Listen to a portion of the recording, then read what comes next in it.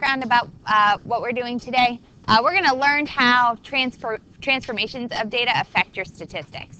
To start off, little introductory question. So I see you filling in the blanks. That's awesome. But if you could just listen for a second, that would be great. All right. We just took a Chapter 10 test.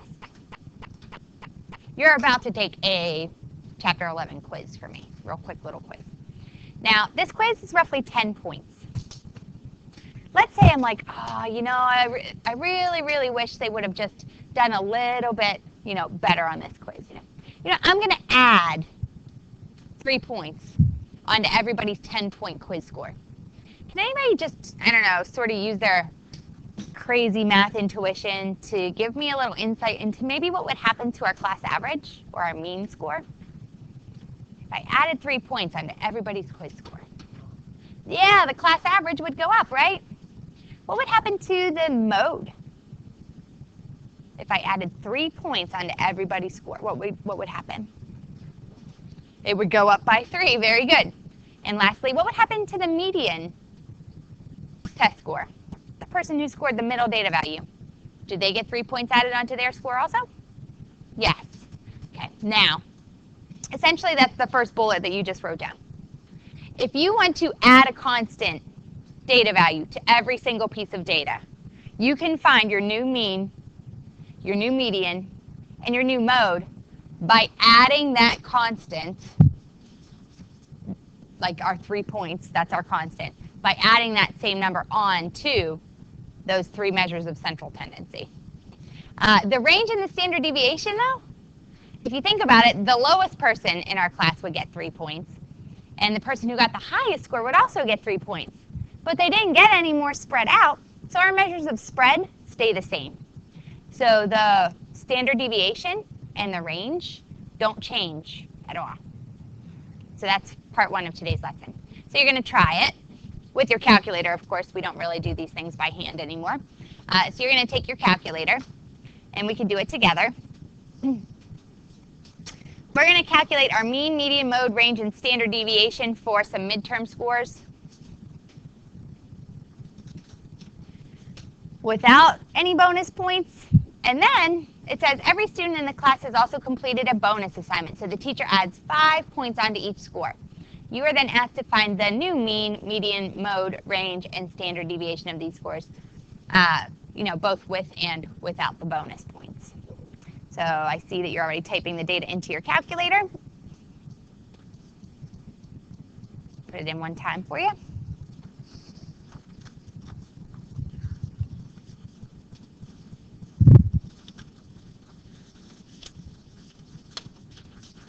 So we have, oh, hopefully my calculator comes up here. So we're going to go ahead and press Stat, Edit. I'm going to clear out list 1. Remember how to do that. You go up and make L1 dark and then scroll down and type in our data values. 84. Oops, not 843. 89. 86. 96. 83. Did I? Oh, I did. Thank you, Ashton.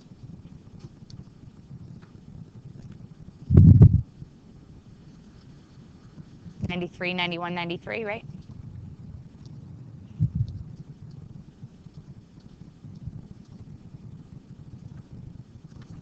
One, 2, 3, 4, 5, 6, 7, 8, 9, 10. Sweet. Got 10 pieces of data there.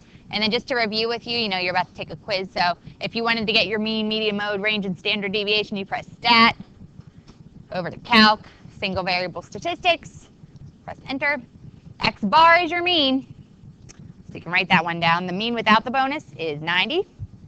The median, you had to scroll down a little bit for. The median is also 90. The mode, we usually sort our list to do that. So you sort L1, and then you can go back into your, you know, your list there, and you'll see that any mode is going to be just some repeated data values right in a row there. So far I see 2 93s. Yeah, so 93 would be our mode.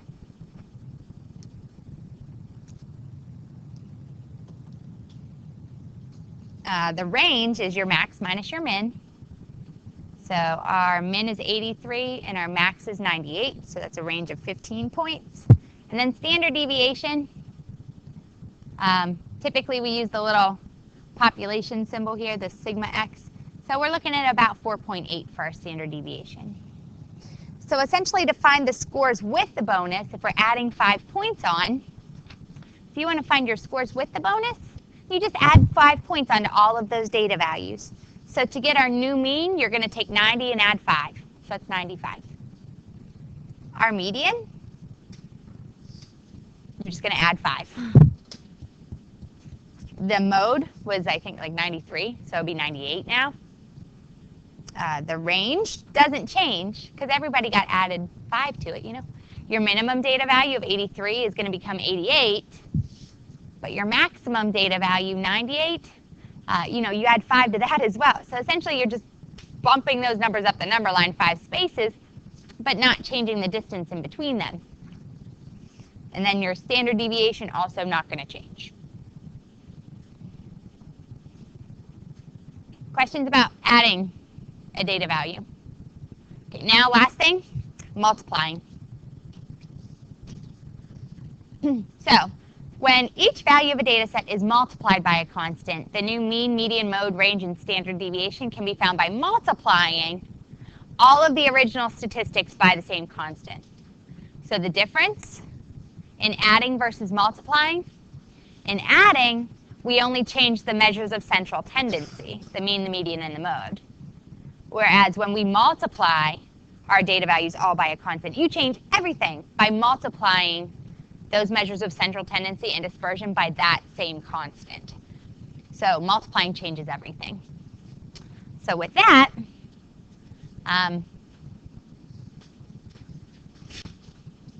we have some Olympic running times here, I think. Is it running or jumping? Distances, we're jumping. You would go ahead and key this data in to find the new mean, median, mode, range, and standard deviation for this data set. Then we have to convert all of these distances that are in meters to yards. And the conversion factor is 1 meter is 1.094 yards. So all you would have to do is take all of your data values, including your measures of central tendency and dispersion. If you wanted to convert those, you would also have to multiply those by the constant. So you can see how that sort of plays a role. So I was going to go ahead and let you try that. So to get the values in the first column, you're just throwing those numbers into your calculator, doing your single variable statistics, and then to convert all of these measures to yards, you take your answers from column 1, you're going to transplant them into column 2, and you're going to multiply all of those numbers by 1.094 because you have to change every single data value, mean, median, mode, range, and standard deviation. It's not like you would just convert your measures of central tendency. If you're converting meters to yards, you got to change it all. All of the values get affected. So I see you guys working on that. Is anybody having any issues with their calculator? Questions, comments, concerns? Okay, so I'm going to let you finish that up. I'm going to come around and take a look at it when you're done. When you're done, here's what I want you to do. If you're done, you don't have any questions about it, you got your numbers, flag me down, I'm going to give you a quiz. So when you're done with that, you can close up your stuff, put it aside, I'll go ahead and give you your quiz.